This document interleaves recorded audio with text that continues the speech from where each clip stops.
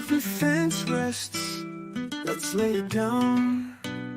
Gonna dig deep, wave that verdict round. The defense rests, time to analyze. With the evidence, we'll unveil the crime. Justice served in an honest fight, true crime tales till the verdict's right. Solving more than just trivial quests, where sentences rule at the defense rests.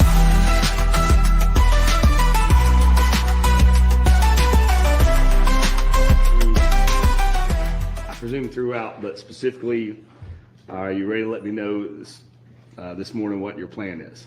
I will not testify. All right. Is that your understanding, Mr. Weaver? It is, Your Honor. All right. And you have your expert witness coming in now. Is it your intention to rest after that witness? It is, Your Honor. All right. Y'all got any plans for rebuttal at the moment? Okay.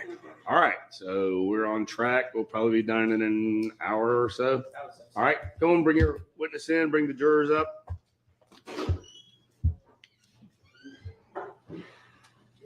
Probably bring the witness up and bring the jurors in. But.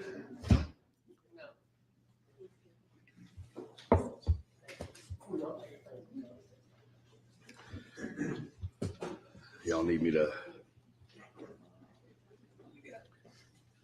Mr. Ray, did I cover everything yesterday? Do y'all need me to do anything else on the record with your client? I don't think so. You just did it again when I said that. Right. That's sufficient.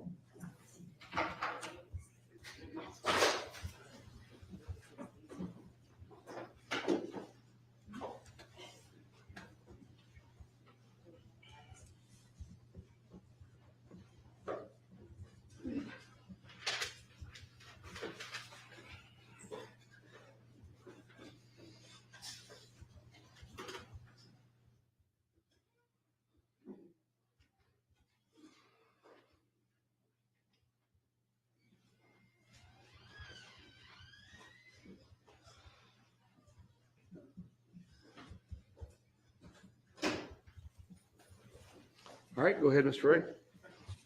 Your Honor, the defense will call Dr. Jonathan Arden. Dr. Arden, if you'll raise your hand. He's sworn to affirm the testimony you'll give before this court will be the truth, the whole truth, and nothing but the truth, so help you God. I do. Have a seat. Thank you. When you get seated, go ahead and state your name for the record. I'm Dr. Jonathan Arden. It's A-R-D-E-N. And Dr. Arden, what do you do for employment? I am a forensic pathologist. My primary employment is as a consultant in forensic pathology and medicine, and I also hold a part-time position as a forensic pathologist with the Office of the Chief Medical Examiner for the state of West Virginia. And so I'm assuming, being a forensic pathologist, you went to medical school? Yes, sir. Where did you go to undergrad? 2 years at Johns Hopkins University and then 2 years at the University of Michigan. How about medical school? University of Michigan, And when did you graduate from University of Michigan Medical School? 1980. That's the year I was born. Go ahead and make me feel old. Where did you do your residency at? I did a 3-year residency in anatomic pathology at the New York University Medical School in New York City. And then I did a 1-year residency in forensic pathology at the Office of the Chief Medical Examiner for the state of Maryland. All right. What's the difference? I'll just go ahead and hop in here. What's the difference between anatomical pathology and forensic pathology? Well, to begin with, let's start with the more general definition of pathology. That is the medical specialty that studies the changes in the form or the function of the human body or its components. And when I talk about changes, we're talking about the effects of diseases or injuries. In the broad field of pathology, it's divided into two major pieces, one of which is anatomic pathology, and that is the pathology of the anatomy, the structures of the body. So you learn to interpret and diagnose the changes of the structures of the body, some of which you can see with the naked eye, hold in your hand, some of which require a microscope to examine, and you diagnose diseases and injuries. Then within anatomic pathology, if you take the broad general background of general medicine, anatomic pathology, and then you apply it primarily to the process of investigating and certifying certain types of deaths, and those deaths being, number one, deaths that occur by violence, which simply means any death that occurs by any kind of injury under any circumstances, excuse me, as well as any deaths that occur suddenly, unexpectedly, so people who die in public, for instance. That's the field of forensic pathology. Okay. And if you need any water, there is some right there behind you. I have some of this, sorry. You're fine. Thank you. Now, after you finished your residency, what'd you do after that? After I completed the training that I just described to you, I then spent 20 years as a full-time government medical examiner. I worked in 4 different offices, including 9 years with the city of New York, where I rose through a number of titles and finished as the first deputy chief medical examiner. That's the second in command to that system. I then spent about 5.5 years as the chief medical examiner of Washington, D.C. Once I finished my 20 years of full-time government service, I then entered into the consulting work, that type of work that brings me here today. And overlapping with that, I spent about 1.5 years with a part-time position in Northern Virginia, where I was living at the time, as a community-based medical examiner. And then more importantly, since 2008, so for about 16 years now, I've held a part-time position with the medical examiner system in West Virginia, in which I perform the functions of their medical examiners. In that job, I actually do autopsies, write reports, go to court, things like that. But so then first 20 years of my career was full-time government work, and the second 20 years has been mostly consulting work. Okay. I'm assuming you're currently licensed to practice medicine. I'm currently licensed in 5 states, And being what states are those? Florida, West Virginia, Maryland, Virginia, and I hold a license in an inactive status in New York. Okay. Are you a member of any of the relevant organizations regarding forensic pathology?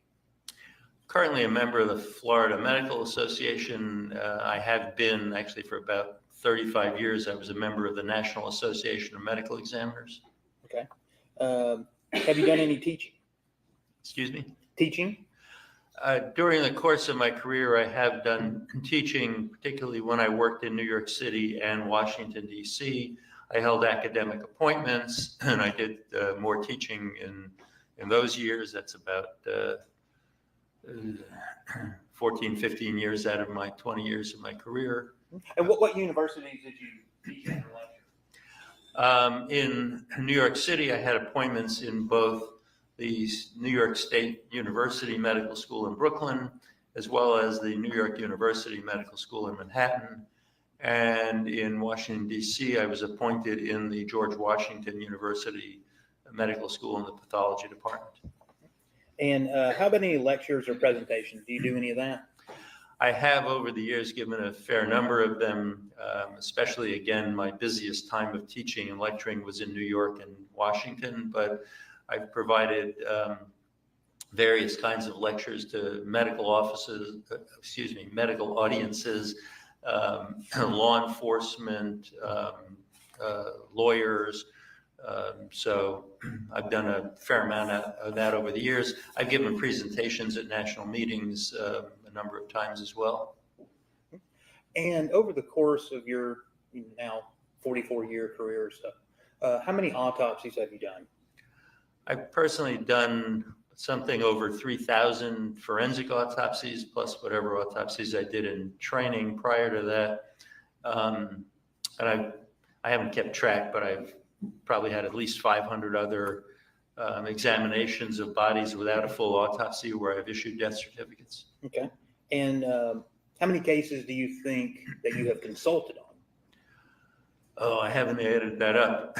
For the number of years in my consulting practice, I was taking about 125 to 150 new cases a year, trying to get myself towards something that sounds like retirement. We're probably taking around 65 new cases a year now.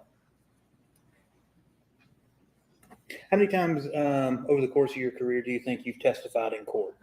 Oh, probably around 5 years ago or so, I was still saying over 900 times testifying in court, hearings, grand juries, depositions all together. That's been years, so it's well over that now. Okay. And how many different states in the U.S. have you testified in? And we'll just make it easy. How many times have you testified actually in court in front of a jury in the U.S.? I don't actually have that number. I mean, it's a number of hundreds. It's probably more than 500 in front of a jury. Okay.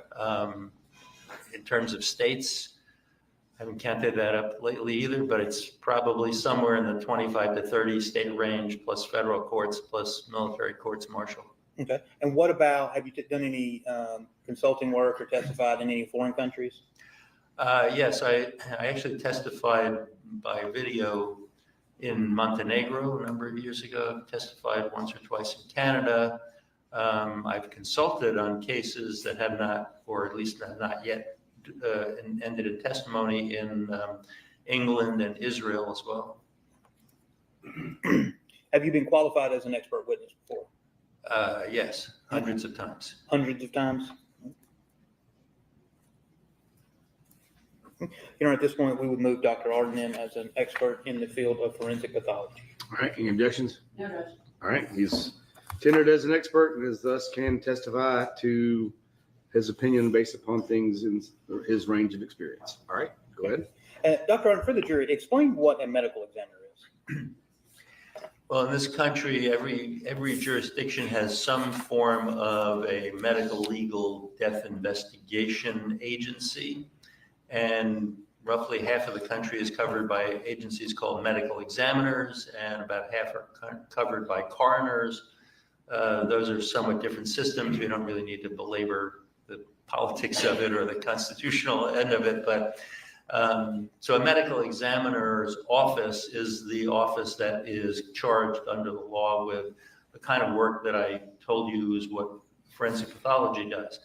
The medical examiner's office is the one that investigates the deaths that come under its jurisdiction, either deaths due to injury, deaths that are sudden, unexpected, and unexplained, some other special categories, deaths in custody in some places, deaths due to public health hazards.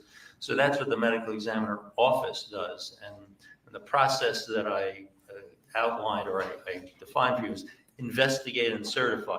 So it starts with an investigation. You have to figure out what are the circumstances? Where did the dead person come from? How did this happen? Because it gives you your context. Just like you go to see your doctor, you don't hide behind a curtain and say, figure me out. You come in and say, I have a cough, I have a fever, whatever. And your physician knows that it makes a difference if you're a 4-year-old girl or a 90-year-old man as far as what the doctor's looking for. So the investigation is like the history. And then the examination is usually the autopsy of the dead body. And sometimes it also includes toxicology or other examinations, x-rays, things like that. And so that's how the medical examiner office works. And if you're asking what is a medical examiner in terms of the professional, the medical examiner is a forensic pathology who performs all of those functions. Okay. You were hired by myself and John Luke Weaver as a consultant on this case, right? Yes, sir. Okay. How much to date are you aware of? Like, how much have we paid you? I believe I've been paid in fees up to now just about $6,600. I mean, I've been working on this case since January of 2021 with your office.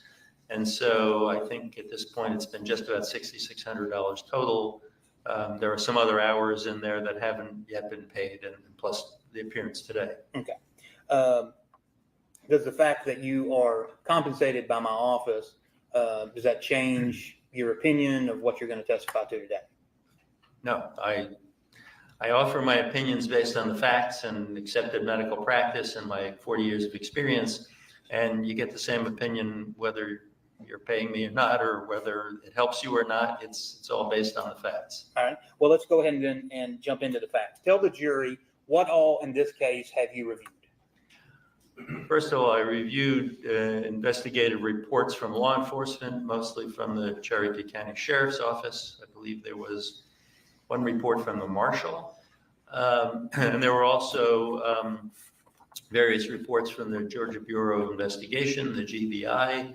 That includes from their medical examiner's office, the autopsy report and the anthropology report initially done by Dr. Gooding. That includes photographs that were taken, I'm kind of lumping together between law enforcement and the GBI, but photographs of the death scene or the recovery scene, photographs of the examination of the remains by the anthropologist and by the pathologist, x-rays, or actually I got photos of the x-rays taken of the remains. I think I also saw some photos that were from the house at the site where the burn pit was. From the GBI, I also reviewed some other laboratory reports. There was a laboratory report about looking for accelerants, in other words, chemicals that might have been used to fuel that fire. Unless I'm missing something, I think those were all the documents that I examined. And you're not going to approach. I'm going to show you what has been pre-marked as Arden 1, 2, 3, 4, and 5. Can you identify 1 through 3? Well, you just handed me our marked Arden 1 through 3 inclusive are 3 photographs taken of portions of the remains of Mr. Farris. These are photographs that I recognize that were taken during the time in June of 2022 when I personally examined the remains at the coroner's office here. Okay. And that was my next question. So you actually went and reviewed the remains of Mr. Farris personally? I did. Okay. And I'm going to show you what is 4 and 5. You don't need to read them, just identify what they are and if they're true or correct. What you've handed me is Arden 4 is a copy of my curriculum vitae or CV. That's my professional resume, total of 6 pages. That is complete. And Arden 5 is a copy of the consultation report. Actually, it looks like it's 2 copies. Yes, this is actually 2 copies of my consultation report that I wrote in December of 2023 for this matter. Okay. And I will, apparently my stapler got the best of me this morning. One copy. You know, at this time we go to moving to evidence Arden 1 through 5, the photograph CV, as well as his report. All right, in the mid, you get the screens. Please.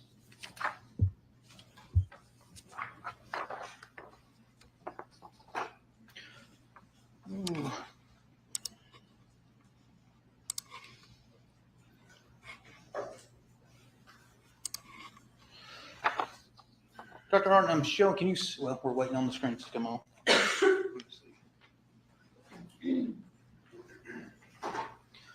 While that is coming up, when you were reviewing the remains, did you notice any damage to the bones of Mr. Farris other than thermal damage? Right. Other than thermal damage, no. I did not find any kind of damage or injury to the bones that would suggest any other form of trauma, thermal damage. Just going through it, you didn't observe any saw marks? Correct. No saw marks, no knife marks, no bullet wounds in the bones either. Now, for the jury, tendering Arden 1, can you identify what this is? Yes, this is a photograph of several of the fragments of bone and tissue. You can see there is a tag that was with these fragments that's identifying them as tissue fragments that had a bullet in them. And I can tell you that you can see on our left there below the tag is a portion of a rib. The roughly triangular darkened fragment on our right is some burned soft tissue with another portion of rib.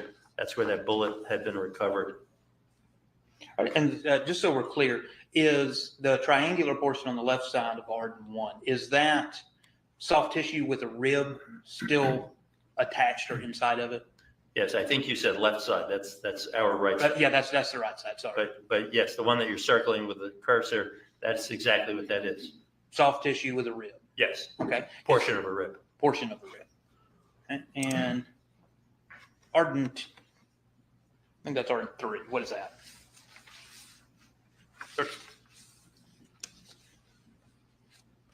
Can you identify? Oh, yes, that is Actually, that's Arden 2.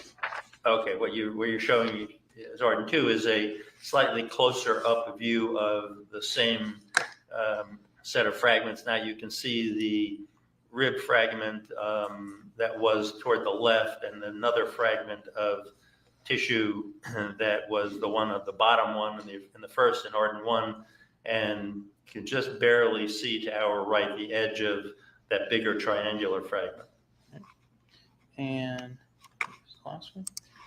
And for the jury, can you tell them about how you went about examining the remains at the coroner's office? Well, the remains had been stored in various bags and organized in terms of which segment of the burn pit they had been removed from. Dr. Gooding had, in her exam and her report, basically divided up the area into 4 quadrants, A, B, C, and D, and the human remains and the fragments that were removed from each of them were labeled as to where they came from and bagged and tagged as to where they came from. So I essentially was provided access to all of those bags as organized and labeled, and then went through each and every one of them, opened them up. Some we opened and some I believe we just examined through the bag. The areas that were more important, such as what you were seeing in Arden 1, 2, and 3, we took out of the bag, laid out, took the photos. I got to handle them and look at them in different directions, things like that. And kind of jumping around, because that's how I do it. Through your review of this, did you notice or were able to determine whether any flammable or ignitable liquids had been used in this fire? Based on the laboratory report from the GBI, which was testing to determine if there were any flammable liquids, what we call generically accelerants, the laboratory report did not identify any accelerants related to this fire or these remains. I'm going to show you what has been previously admitted as, we'll go with Gooding 10.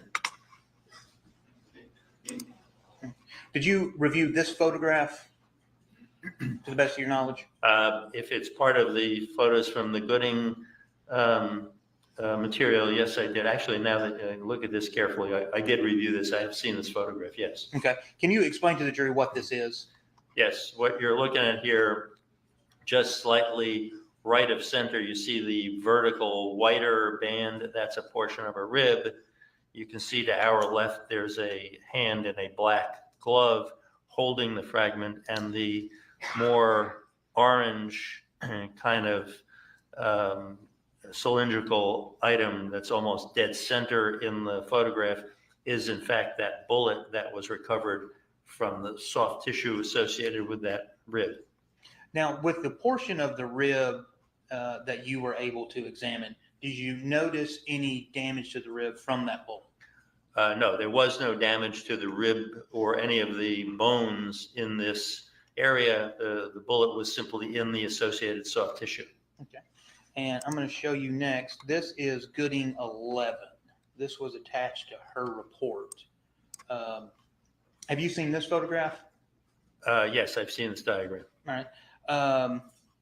You weren't here and you didn't hear it, but I'd asked Dr. Gooding where the bullet was found. And the best that she could tell me, essentially it's on the left side of the body. Is that what this photograph is showing for you and your medical opinion? Yes, I think she's indicating here with the brackets that the rib fragments with the small area of soft tissue where the bullet was were from left ribs. If I recall correctly, she said in her report, sternal ends of left ribs. So the sternum is the breastbone, and the ribs each rib starts attached on each side of your backbone, your vertebral column, and goes around and slightly downward from your side to your front. And then the ribs attach through cartilage, soft tissue, with the breastbone, the sternum. So she was referring to these being the rib ends that are closer to the front, but it was left-sided ribs. Okay. Now, would you say that the bullet, because you previously testified, the bullet is in the soft tissue? Can you explain, give us any indicator of where that bullet may be according to Gooding 11? It was in the soft tissue between two of the ribs, close to the front, close to the breastbone. So you have, if you think about the anatomy, you have the skin on the outside, you have a layer of fat underneath the skin, which is normal. Everyone has a layer of what we call subcutaneous fat. And then in this area of the body we're talking about, you have the chest wall, which has the ribs, and there are muscles, some muscles on the front of those ribs, and there's a band of muscles that goes in between each of the ribs. And they're called intercostal muscles, which is a fancy medical term that means in between ribs. So you have this chest wall of the skin, the underlying fat, the ribs with all of their muscles that makes a structure there. It's the outside, the boundary of your chest. And that's all, if you're going from the outside in, that's all before you get into the body cavity. We haven't reached the next layer deeper would be in the body cavity where, for instance, your heart and your lungs are. And so the body cavity is where all the vital organs are contained. Yes, we have, technically speaking, we have two separate chest cavities where each lung sits. You have a compartment in the middle in the chest, which is anatomically separate. That's called the mediastinum, which is where the heart and major blood vessels are and some other structures. You have another separate cavity in the abdomen down below, which isn't related to this, so I won't belabor that. But yes, inside the cavities is where you have all the vital organs, the major blood vessels. But we're talking about here are tissues on the chest wall. They're not inside the body cavities. Did you also review the autopsy in this case? Yes, sir. All right. Did you notice anything odd about the autopsy, the actual report? Well, the thing that I noted in my report about the autopsy report is that the autopsy report is essentially administrative details, who did what when, and the vast majority of the autopsy report actually is cut and paste from Dr. Gooding's anthropology report. The only part of the autopsy report that has its own independent examination reported is there's a paragraph of the examination of the x-rays taken by the medical examiner. Okay. Now, from your review of everything that you looked at in this case, can you tell the jury to a medical certainty where the entry wound is? I cannot. And I'm seeing if do we still have the projectile in there? It's up here. I know you hadn't actually seen the projectile. Maybe it's up here. We got to do all this again. But there was, you recall, the pedals on the projectile, right? Yes, it was what we call a jacketed bullet It has a lead core with an outer copper-colored coating. And many of those jackets have petals, they call them, on the nose end of the bullet, such that when the bullet enters a tissue, those petals can peel back, which is what happened in this case. And can you determine anything about the path of a bullet potentially regarding whether or not those petals are pulled back on the jacket of a projectile? You really can't. Assuming the bullet enters nose first, which is typically what happens, as it encounters the tissue, the resistance of the tissue can peel back those petals off of the nose of the bullet. And this is commonly how a bullet like this is designed, that as it expands, the nose of the bullet expands, the petals peel back, it causes greater resistance. So this bullet is now transferring more of its energy to the tissue that it's going into and through, so it creates greater damage. Now, if you find a bullet in the tissues, and if you can determine or maybe assume that the bullet simply went in a straight line and ended pointing in the same direction it was going, well, then the petals of the jacket will be peeled back, showing you that that's the nature of the peel back in the opposite direction of what the travel of the bullet. Now, on the other hand, if that bullet goes into the tissue and while it is deforming and the petals are peeling back, that bullet tumbles, turns, in any way isn't facing straight ahead anymore, well, then when you find it in the tissue, the direction of the petals going backwards doesn't reflect the direction of travel of the bullet anymore. So you could have it either way. It may be something that tells you the direction. It may not. So from looking at the rib and the soft tissue that you examined and the bullet, can you give any type of opinion about the trajectory of the projectile? No. And in fact, that's consistent with what's in the autopsy report. Given the nature of these remains, which were very severely burned, and we don't have an intact body, we don't have an intact surface, and it was stated clearly in the autopsy report, and I agree with this. We don't know where the bullet entered. We don't know which direction it was going, and we don't have any evidence of distance, what we call range of fire. So no, we can certainly say where that bullet ended up, and I can then provide you opinions based on, depending upon where we believe that bullet came from, what it did or did not do. But no, I can't tell you where that bullet entered. Okay.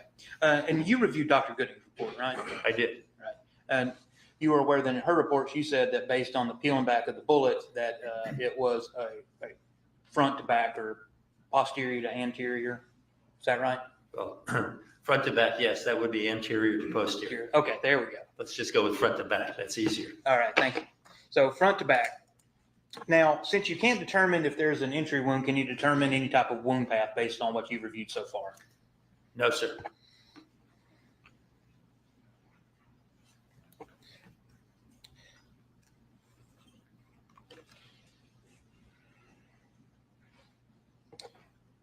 In your opinion, based on what you've reviewed regarding just the rib and the projectile itself, did that projectile enter the body cavity?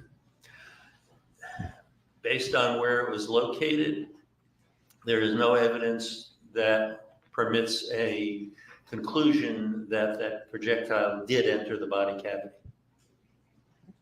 And what would, let me pull up another photo real quick. So I had asked during her cross-examination, Dr. Gooding, where that bullet was, and she was very adamant that it was on the inside of the rib. Now, based on your photographs and your review of all of these reports, can you tell this jury whether it's on the inside of a rib or the outside of a rib? It looks to me like it is somewhere between the ribs and maybe just a little bit inside. It's not very deep to that rib at all, though. So it's really still in that chest wall kind of anatomy that I described. It's not inside the body. It's not in the body cavity. As a forensic pathologist, if something was just barely on the inside of a rib, would you still say that that is inside or outside the body cavity? My best assessment of this bullet, as it's shown here, it is not inside the body cavity. It's inside the body. It's outside the body cavity. Now, from your review, have you been able to form an opinion about how the bullet may have wound up in that location and not damaged any vital organs? Yes, sir. Okay, what is that? This bullet, as I said, is not inside the body cavity as it's recovered. It could have gotten to that location following many different kinds of wound pathways. It is certainly among the many different possibilities that you can have a bullet wound that travels very tangentially. It's shallow in the body wall that enters, stays in the soft tissue outside the body cavity, and ends up in that location. So it could come from many different directions. If it's not a straight-in shot that goes straight from the front directly in, but it comes more from the side, for instance, it could easily, I've seen bullets do this before, it could easily enter, I'm motioning on my own left side of my chest,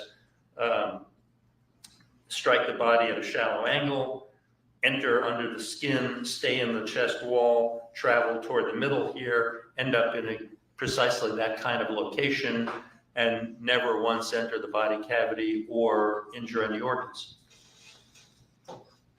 Now, did you also examine the skull remains? Yes, sir. What did you find from that? The skull bones had been pretty severely fragmented from the burning process. Dr. Gooding actually did a major job trying to reconstruct as many of the skull bones as she could to put the fragments back together. It's quite a job. And my examination of the skull bones and the photos of her reconstruction tell me that they were all damaged due to the fire. There was no evidence in the skull bones of any other kind of injury. So in other words, there was no positive evidence of a gunshot wound to the head, for instance. Can you make, based on your review, any findings that there is more than one bullet that Mr. Farris was potentially shot more than one time? No, there's no positive evidence of any other gunshot wound. What do you mean by, that's kind of the first time I've heard somebody say that. What do you mean by positive evidence? I mean, another bone that has what is clearly a bullet hole in it, for instance.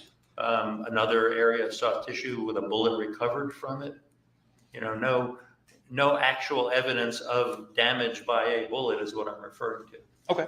And jumping around again, you're familiar with manner of death and cause of death. Yes, sir. Can you explain to the jury what manner and cause of death are?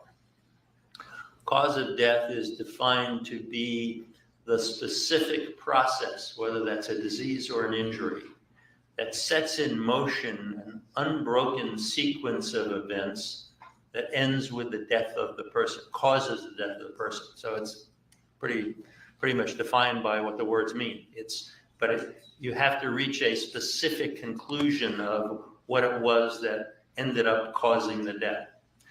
Manner of death is a construct that we use in medical examiner and forensic pathology practice as a part of the classification of vital statistics. Manner of death is really the circumstantial explanation for how the cause of death occurred. And so manner of death, it's probably easier to understand if I give you what the choices are. The choices are natural, meaning death caused only by natural disease; accident, which is death caused by an injury that was unforeseen or unintended; suicide, which is the intentional taking of one's own life by injury; homicide, which for forensic pathology purposes, this is vital statistics, this is not criminal law. Homicide for our purposes means death at the hands of another. You die from an injury caused by another person. And there's no judgment when we say manner of death or homicide, whether it is or is not a crime. That's a whole separate issue. And then the fifth and final choice for manner of death is undetermined. if you don't have enough evidence to make a conclusion to a reasonable medical certainty that it is this one or that one, or if you have evidence that permits more than one of the choices and you can't really separate them, one's likely and one's unlikely, then you can go with undetermined. From your review of everything that you looked at in this case, can you make to a medical certainty a finding as what the cause of death was for Gary Farris? I cannot. And can you state whether or not that well, I'm assuming you can't state whether or not the projectile caused any death. Right. In fact, that's the point. I cannot tell you to medical certainty that the projectile found in his chest wall soft tissue was the cause of his death, because unfortunately, given the state of his remains, we cannot trace a bullet pathway from one place to another where that bullet ended up. So we do not have evidence that says to any medical certainty that that bullet caused an injury that caused his death. It could have, but just as equally possible, it didn't. So I can't say that that bullet killed him, and I have no evidence that affirmatively allows me to conclude that another bullet entered his body. So under the circumstances of the condition of his remains, I don't have enough evidence to say what killed him. So I don't know what his cause of death was. So as a medical examiner, if you can't determine cause of death, what do you do? Well, then you're stuck with admitting the limits of information and what you can do, and you cause of death undetermined. Okay. So that's a possibility, saying cause of death is undetermined. Oh, sure. I mean, this is well recognized. Every medical examiner, every forensic pathologist has been through cases like that. They're generally a small percentage of all the deaths that you investigate, but every medical examiner office has a couple or 5% of cases where cause of death, manner of death, or both are undetermined. How many cases have you had where just you can't determine cause of death? I haven't kept a record of how many. I mean, it's something I've done on numerous occasions over the years. I'm sure I've had at least one or two in the past year or two. And of course, I'm doing a more limited number of autopsies since I'm not a full-time medical examiner anymore. But I've probably had in 40 years at least a couple of dozen cases, maybe more. Okay. And moving to the manner. Do you have an opinion as to what you could say to a medical certainty regarding the manner of death? I do. What is that? Actually, in this case, in part because we do not have definitive evidence of the cause of death, and in part because, as far as I understand, we do not have definitive evidence of how Mr. Farris ended up in that fire. We do not have evidence that an accelerant was used to try to burn him up. Frankly, I think the intellectually honest conclusion here is that his manner of death is undetermined as well. I don't really know the circumstances of how and why he died. I don't know the circumstances of how and why his body ended up in that fire. Unfortunately, I mean, it's not real satisfying, but again, I think the intellectually honest answer is I don't know, and that's what an undetermined is for. And have you had cases in your career where you're saying undetermined cause, undetermined manner? Sure. Have you had any recently?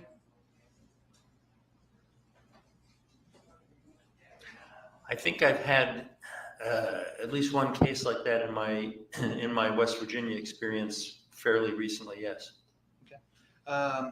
Was there a case in Washington where you were undetermined manner, undetermined cause, or something vice versa?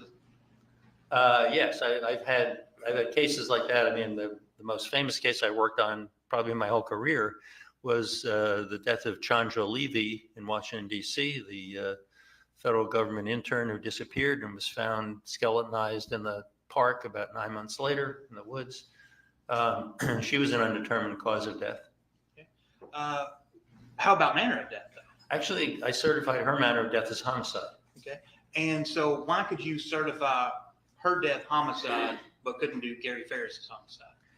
Well, in her case, the circumstances actually were quite compelling that she didn't get there and die on her own. She disappeared unexpectedly, mysteriously. She ended up in a part of the woods in a very large urban park where she wouldn't have been otherwise. It's a huge park where people walk and run and hike, but she's on a slope, a wooded slope where people wouldn't go. She's found with, I think, only one article of clothing, her panties. The totality of those circumstances were such that it was clearly much more likely than not that she got there through the acts of another person.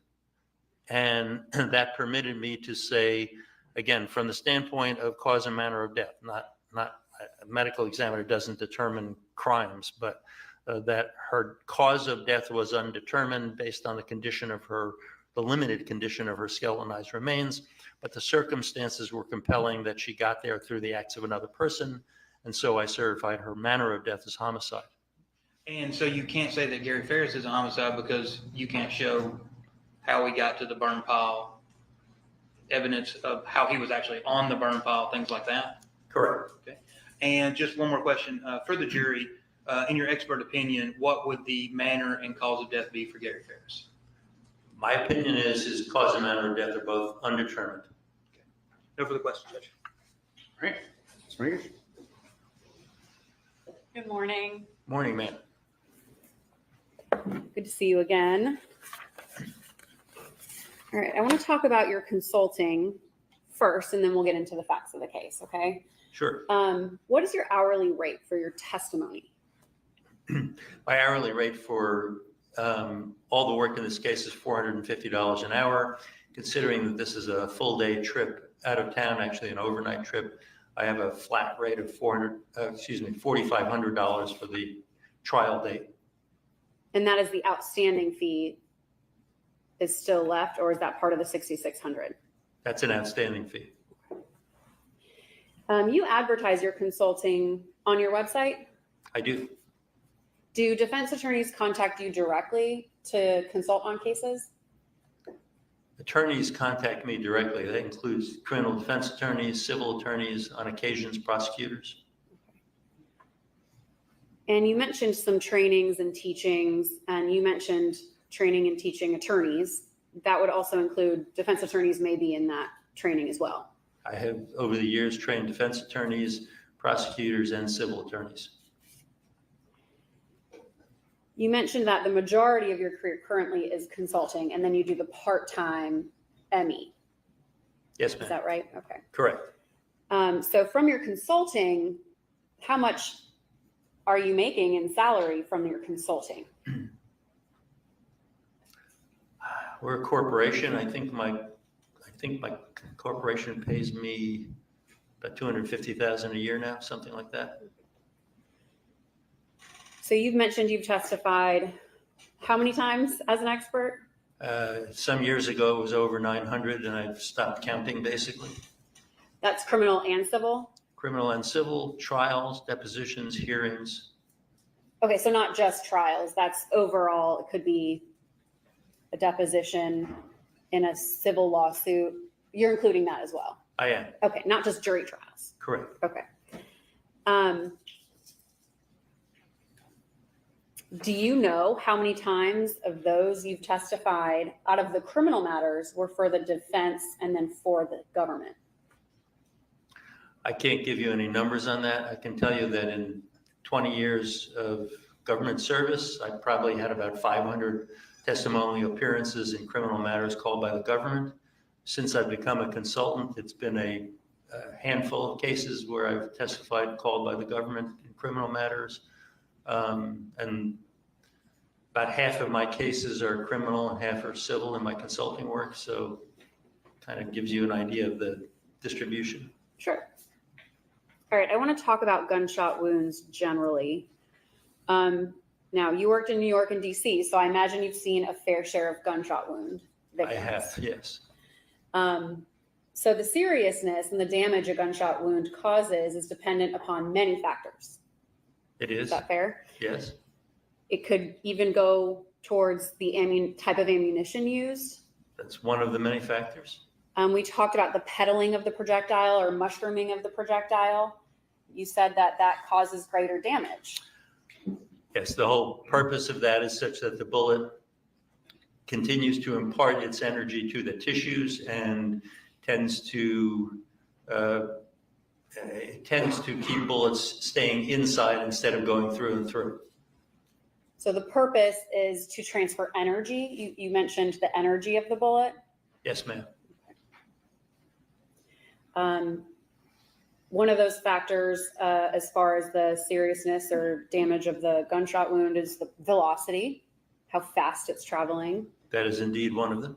If it hits something and tumbles or anything like that, could completely change the velocity or speed of the projectile. If the projectile interacts with an intermediate target before hitting the body, it could change the speed. It could change whether it's flying straight and true. Yes. Mr. Ray discussed with you the wound path or the entrance wound and exit wound, and dependent upon where the wound enters and where the bullet enters and where the projectile exits, you don't know the amount of damage until you see inside the body, right? That's correct, yes. And in those scenarios, you won't know what organs are hit until you open the body. Most of the time, yes, that's true. And you have already testified, you determine the wound path based upon the exit and entrance wound. The entrance wound, and if there is an exit wound, will generally define the wound path. The internal examination, especially if the bullet doesn't exit, is the other component of determining the wound path. And without an entrance wound or an exit wound, you cannot tell where that bullet, the path that bullet took. Pretty much. I mean, I could probably dream up some kind of oddball exception of some bodies where you may see internal damage without being able to determine entrance or exit on the surface. But for the most part, I think, yes, you're right. Gunshot wounds can vary in size. Yes, ma'am. And that would in turn vary in the damage done to the body. Well, I guess it depends upon what you mean by size. If I was thinking of size of the wound on the skin surface, the size of the damage internally can be different in different kinds of gunshot wounds, and that would probably more directly relate to your question about the damage, yes? I want to talk about, you mentioned energy of the bullet entering the body, and it can transfer energy to the rest of the portions of the body. Is that fair to say?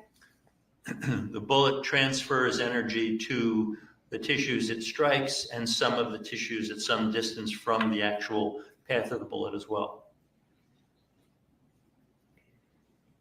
I have a couple of more based on your experience and what you've seen out there. Have you ever seen a bullet travel through the body and rest near the surface of the skin without exiting? I have, yes. Or even partially exiting, but remaining within the body? Yes, I've seen that as well. And when, I don't know if you call them decedents or bodies or patients, I'm not sure the word that you use. Decedent is a good word. Okay. When a decedent is sent to you for examination, have you ever experienced where you open the bag that the decedent is in and a bullet has either fallen out of its body or out of its clothing that nobody caught, anything like that? Yes, I have. Now, I want to talk about this case specifically. You unfortunately did not have any organs to examine in this case. Correct. So you can't actually say if organs were damaged or not. That's true. And based upon the location of the bullet, I'm going to pull up that lovely diagram that Dr. Gooding made. Gooding 11. The location of the projectile was towards the sternum, correct? Correct. And right behind the sternum is the heart and a portion of a lung. Yes, right behind the sternum is the pericardium, which is the sac surrounding the heart itself, parts of the great vessels, and sometimes a part of the left lung will overlap that in the front. Have you seen cases where a bullet causes internal bleeding? Many times, yes. And even times that there may not be a lot of external bleeding from gunshot wounds. That can happen, yes.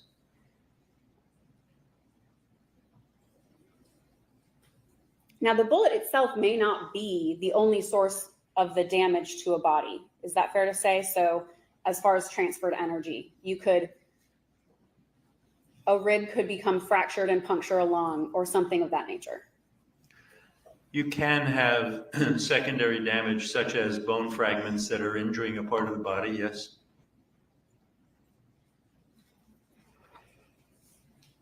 So right behind the bullet in this case are vital organs. Yes. And you've already mentioned the word intercostal. I had that written down in my notes, and that means between the ribs. It does. So isn't it true that we have intercostal arteries? We do. And a lot of there's an entire vascular system that's located within those muscles, those intercostal muscles. Well, there is an intercostal artery with its accompanying intercostal vein, one of which runs along the inside of the upper margin in a little groove of each rib. The soft tissues, you said vascular system. Other than those, the soft tissues have very small blood vessels, the capillaries that are microscopic sized, but no other major vessels. You mentioned in your report,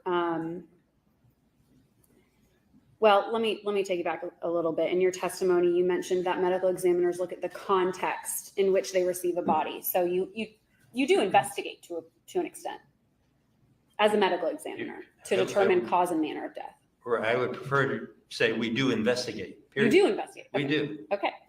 And you determine sort of a history of how that body came to you. Is that fair to say? That's fair to say, yes. Now, you mentioned in your report that it's possible Mr. Ferris sustained multiple gunshot wounds.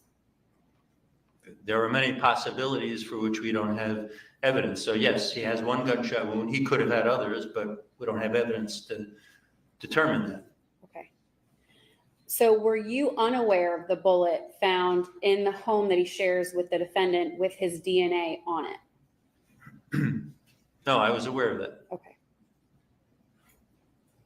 So that, reasonably speaking, would infer he could have been shot multiple times. Again, could have been. That actually doesn't determine that he was shot multiple times, but yes, it's a possibility. Sure. So his soft tissue on a spent bullet, you're saying it's your testimony that that doesn't mean he was shot with that bullet?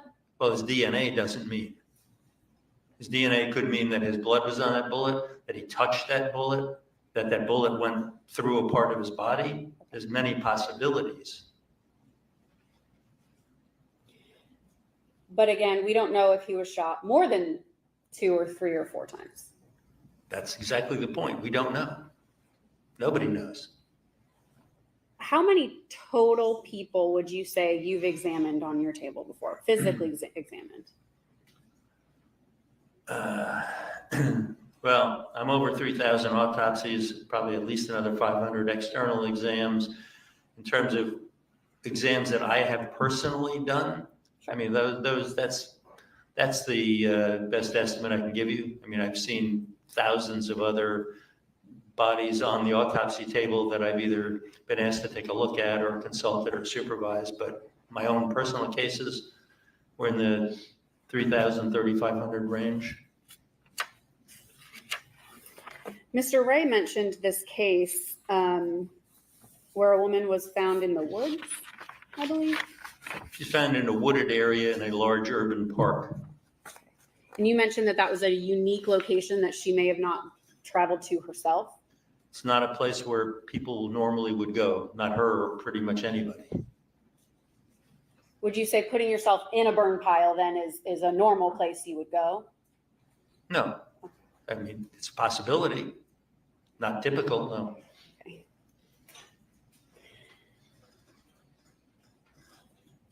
Out of the number of individuals that you have examined, what percentage of those, or just a guess, would have included a gunshot wound?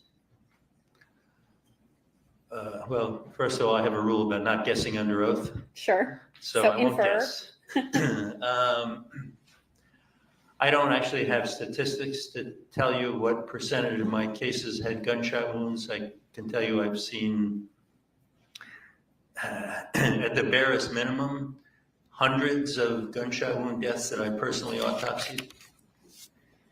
And in those cases, some of them may have been suicides. Yes, But out of the ones that weren't, it's fair to say that those other individuals that had gunshot wounds that weren't from a suicide didn't survive. anybody who gets to the autopsy table did not survive by definition. That's exactly right. First Okay. thing they teach you in medical examiner schools, don't do autopsies on live people. Right. I'm glad you don't. Thank you for that. So knowing that there was a spent bullet in the basement of the home with Mr. Ferris's soft tissue on it, a bullet located within his body, and his body being found on a burn pile that in the reports indicate he did not fall onto, but was placed onto. It's still your position that that is not a homicide. It's my position that the absence of definitive evidence means that an undetermined manner of death is appropriate. To be frank, yes, you have enough circumstances that you've outlined there that somebody could readily defend a conclusion that the manner of death should be homicide. I think we're missing a few pieces of information that I'd much rather have, but I'm not going to testify to you that calling this a homicide is completely illogical or wrong. Thank you. That's all I have. But you would still stand by that, based on the information that you've seen, that it's undetermined. I would much prefer, if I were offering an opinion, if I am offering an opinion, that's my opinion. Undetermined is better. All right. And just a couple brief follow-up ones. Let's just assume that Dr. Gooding's opinion that it is a front to back shot and it is a sternal rib end. Tell me where, to the best of your knowledge, where you think on the left side of the body that projectile is on those ribs. And if you look at the photo there, and just kind of guide me. Right around, you've got the cursor, which is showing as a hand. Yes. And leave it right there. You now have that cursor overlying inside the bracket that Dr. Gooding put there. And those sternal ends of those ribs are the front, slightly to the left part of the body. And that is the general area where the tissue fragment with the bullet was found, represents. And so where you've got the hand cursor is, for broad approximation, about where that bullet was. So if you're shot straight on and the bullet lodges in between two ribs right there, what kind of trauma are you expecting to see? I'm expecting to see an entrance wound in the skin surface. I'm expecting to see some damage to the underlying tissues, including those muscles. And I'm expecting to see some bleeding associated with that. And that's probably it. There could be some bruising on the underlying lung, meaning that the impact of the bullet can cause bruising in deeper tissue where the bullet didn't hit. But that's about it. It wouldn't cause death, in your opinion. If you've asked me to assume it was indeed, as Dr. Gooding opined, the front to back shot that ended up in that chest wall in the front, then yes, much more likely than not, it would not cause death. In fact, then in cross-examination, the issue of intercostal arteries was brought up. The intercostal arteries are fairly small, and they arise from your aorta in the back, near the backbone area, and then follow each rib around. Intercostal artery bleeding from the part of the artery in the front is likely to be quite limited. On rare occasions, and I've seen this maybe once or twice in 40 years, an intercostal artery in the back where it's bigger can actually cause fatal bleeding, but that's extremely rare. So I would expect localized hemorrhage in the front, but not fatal bleeding and not fatal injury. No further questions, Judge. All right, Ms. Frankish, anything else? Nothing else, Judge. All right, sir. Thank you. You can step down. Thank you, Your Honor.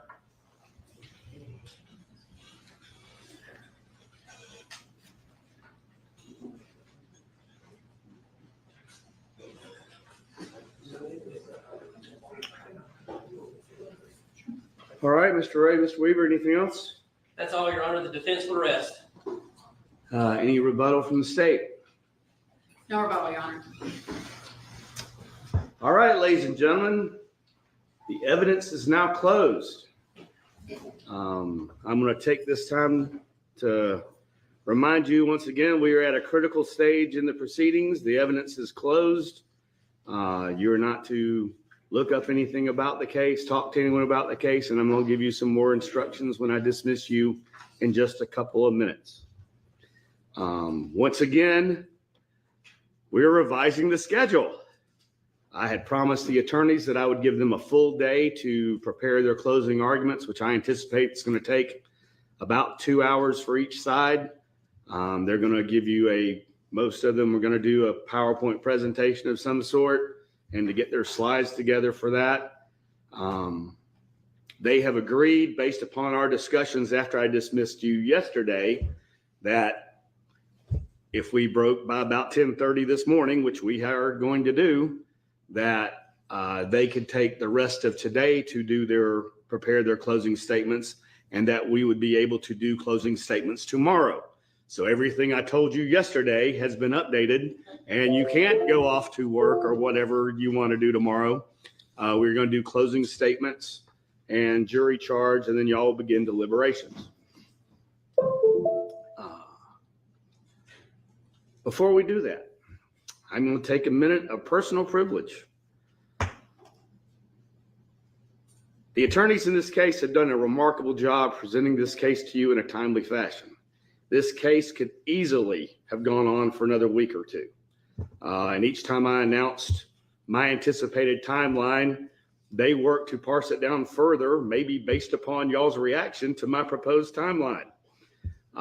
There easily could have been several more days of crime lab testimony, which they agreed to stipulate to the reports, to have one witness testify to things that witness didn't necessarily test, but knew enough about to present the information to you. They stipulated to the admission of a lot of the evidence in the reports. They didn't make unnecessary objections. And although we still sit you out numerous times, it could have been a lot more. Each of these attorneys has tried a jury trial in front of me or more. They've handled many more cases in front of me and appeared in front of me dozens of times, and each of them are outstanding lawyers. The Friday first week of trial, I don't know if you knew what we were doing after we broke, but we went next door to Judge Baker's courtroom because my courtroom is a disaster, and we swore in a new lawyer. And they're going to take photographs, and so we didn't want all this stuff in front of them. And so I asked each of the attorneys to come next door and participate in the ceremony with me. And as part of that ceremony, I had them each read a section of what's called the Lawyer's Creed, which is a set of aspirational guiding principles that lawyers should follow as members of the bar and of our profession. And they should treat opposing counsel with respect and courtesy, and to act professionally. I want to commend each of you, Mr. Fogus, Ms. Frankish, Mr. Ray, Mr. Weaver, for embodying the words and spirit of those aspirational goals. The stakes in this case could not be higher. However, they did not let that pressure get to them. They've also had to try this case knowing that thousands of people are watching this case online and scrutinizing every minute of it and what each of them say and what each of them do. They didn't ask for this trial to be broadcast or for cameras to be in the courtroom. And none of us are used to being on TV and now have been made aware of our individual quirks, idiosyncrasies, and the number of times that we say or in a given day. They have done their best to ignore the media and not to play to the camera, but to present the case to you. They've treated each other and the witnesses in the court professionally and with respect. I appreciate it. I acknowledge it. I want to specifically do that in front of you, the jury. Thank you to each of you.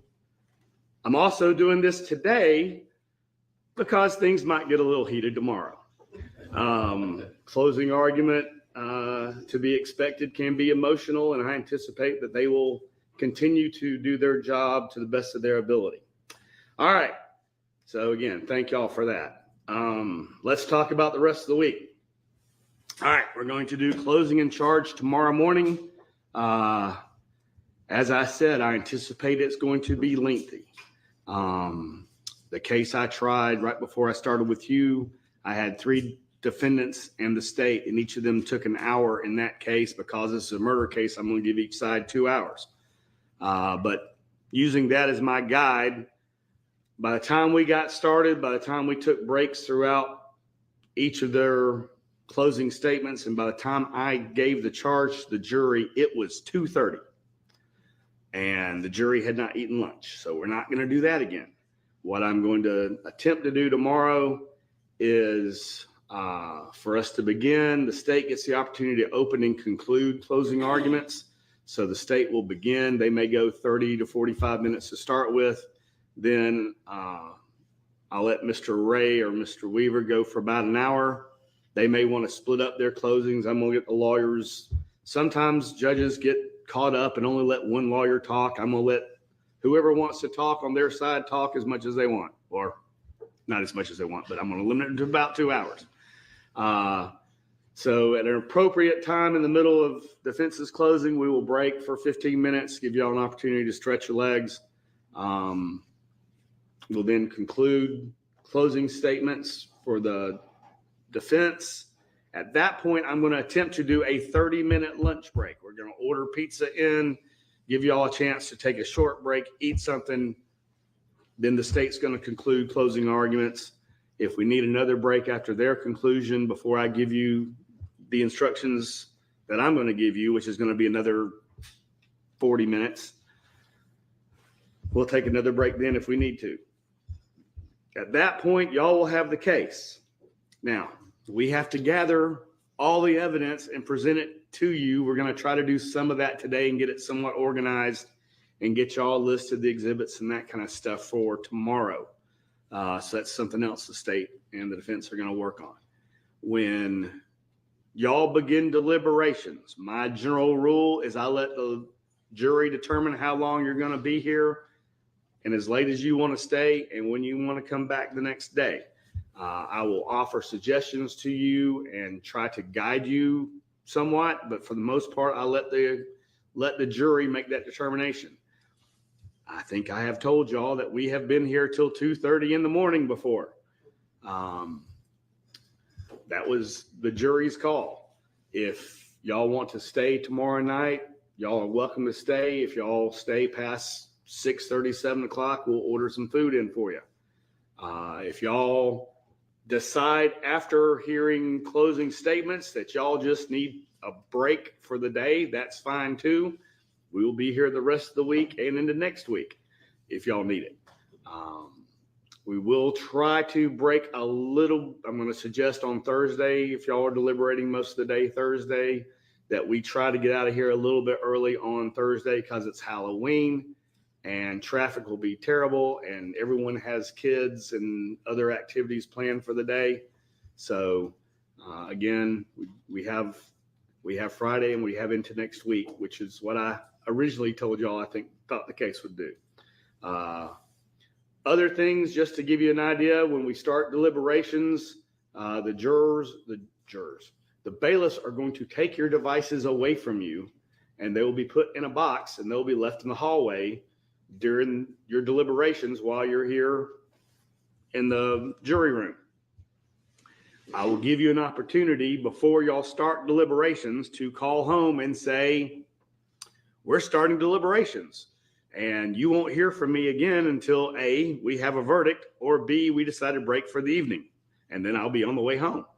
And then that will be the case throughout the remainder of the deliberations as long as that takes. That way there's no mischief going on with your devices. There'll be separate instructions for the alternates. Y'all may believe that you know who the alternates are, but that information that you may have gotten off the clerk's website may or may not be accurate.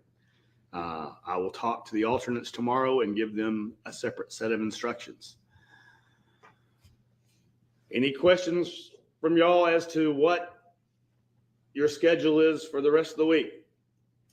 All right, y'all be here at 8:45 in the morning.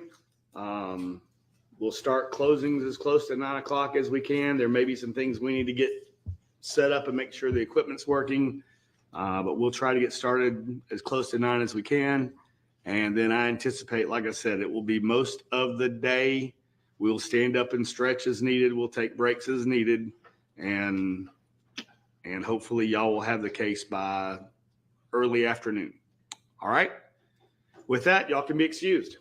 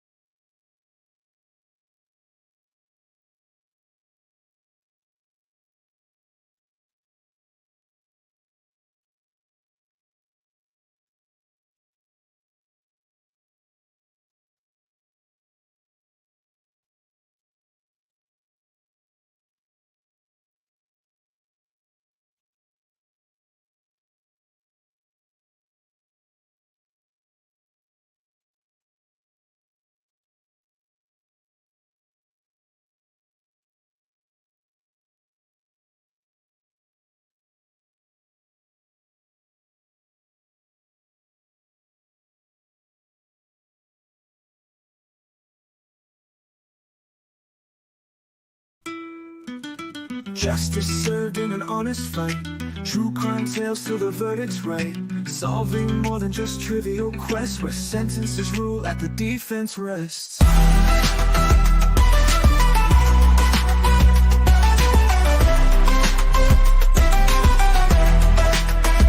Justice served in an honest fight. crime tales till the verdict's right. Solving more than just trivial quests, where sentences rule and the defense rests.